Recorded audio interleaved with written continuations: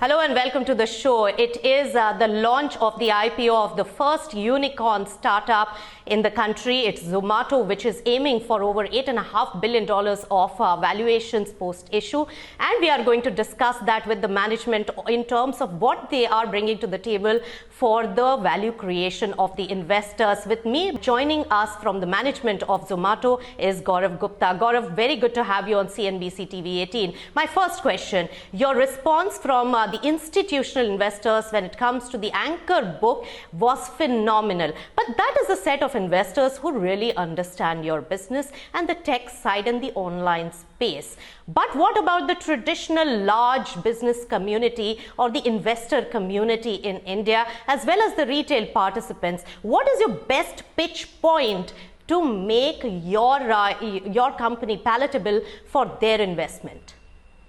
Hi, thanks for having me here. Of course, we got very good response from global and domestic institutional investors as part of our anchor book. And we had over 150 plus high quality investors across sovereign wealth funds, pension funds, multi-platform global mutual funds, global tech funds. And it was great to see the response that we got. And in fact, a lot of interactions were very interesting. And what we also realized was that a lot of these investors, both Indian and global, because of all the benchmarks that exist globally and what has happened in the last 20 years, there is a lot of information out there for them to understand our business. And at the end of the day, I would say that even the retail investors and the non-institutional investors in India, they're very smart. They will actually invest in Zomato like they would invest in any other stocks, and they'll be able to make the right decisions for themselves as well. And I've always said this, that there's so many consumers out there for Zomato who love Zomato, so that should help a little bit as well. All right, my question then, Gaurav, I'm also a consumer of Zomato as well as Swiggy. But if I like the company and the brand, I would rather order on it than spend my hard-earned money and savings in investment if I don't understand the economics.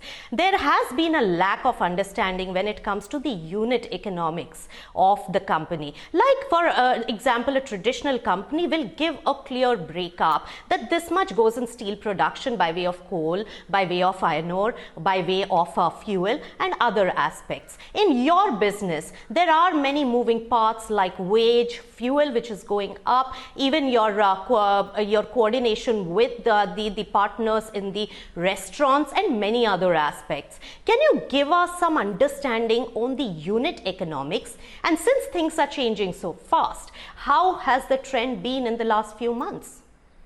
So, what I can share with you is, I think what is important for our business is to understand what is the opportunity that we're tapping today, and what is the opportunity that lies out there. A lot of meals today for every consumer even come from home today. They don't come from restaurants as much. Like even if you look at yourself, you might be eating 4, 5, 6 meals in a month from a restaurant. I think that is where the real opportunity lies. Our endeavor is to make sure, work closely with the restaurant industry to make sure more and more people consume more restaurant food than they do today. And I think that is what is very interesting. As far as unit economics is concerned, I think the market has evolved over the last 2-3 years to a point where, as you would have seen in RHP as well, the unit economics have become much better than earlier. And for us, it's all about making sure that the mature parts of the business are running on good unit economics while we continue to actually acquire more and more new users to grow this opportunity that we spoke about. So I think the balance is what matters, and that is what we're going after. All right. So you are focusing on the volumes and I'm talking about the margins here, Gaurav. So my pointed question, will you be ready for a slab-based take rate, which is the most important part of your business? And with the competition coming in, my another question tied in with this, your only other competition is not going to be in the listed space. They will have a set of closed, mature investors who will understand their business to burn cash. You will be in the listed space. How much will you have the agility and maneuverability to break the competition when prices drop in intense, fierce competition? So two aspects to it, the competition and the agility. And second, is slab take rate going to be a reality? Is that a consideration? Because this is going to form the major part of your economics. So one, I think, I don't think it'll form major part of our economics going forward. I think we've been operating with unit economics even past, and there might be future other models that might evolve. and it's very difficult to talk about or predict any of them today. The other thing I can tell you is that we're very excited with the IPO, but it is not going to change how we work and how we're performing in the market. So I think how we perform, how we react, how we actually build this opportunity in the future, it'll remain very much the same. So nothing's going to change on that front. My final question to you, and this is going to be the most important question. Now, global peers in your space, especially in US and Europe, have started coming down in terms of their valuation. Your valuation is way higher to them. There is a scarcity premium that you're also banking on probably. But what investors have understood across the world is that there at some point they have to make money. There has to be a kicker or an inflection point. I want to ask you this. You have in the past evaded questions on the path to profitability, but at some point there has to be some visibility on how you are going to reach an inflection point and the kickers and triggers which will help you do that. Can you give some more color and understanding on that one? Because most of our traditional players, and here I'm not even talking about retail investors, some of the very seasoned HNI investors who call the shots in the markets have said they don't understand your business because they are EBITDA driven. So I just want to understand your path to profitability, your inflection point in incremental positive unit economics, and the kickers and triggers for that.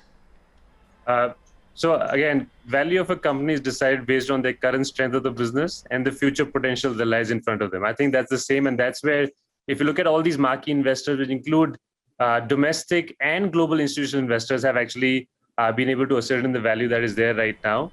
What I can also again explain is that the way we look at our business is there's of course a repeat part of the business where the repeat customers who have understood the importance of food delivery, where it's become a habit and they keep coming back, and the unit contribution and how it works out is healthy and different for that set of customers. And then of course, given the large opportunity, we need to get more and more new customers into the fold.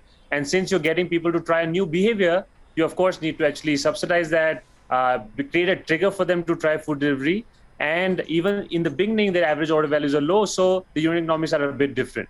And as you evolve over a period of time, where your repeat base becomes larger, and you still acquire more and more new customers, that defines your unit economics going forward. So again, I think given the opportunity in front of us, what we've been able to show in terms of unit economics for the last 8 quarters and where we are today, I think we're very excited about continuing to build this opportunity.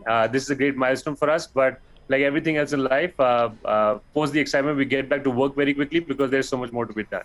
That's right, Gaurav, you put it correctly, because listing is just the beginning of a journey and a life of its own. But yes, you pointed out, and your business dynamics and performance is essentially based not just on higher penetration as well as higher value, order value, which depends a lot on the saving capacity and the GDP of the country, but also cultural change and a habit change in the country in the larger setup. So all the best for your IPO, and thanks so much for taking our questions so candidly.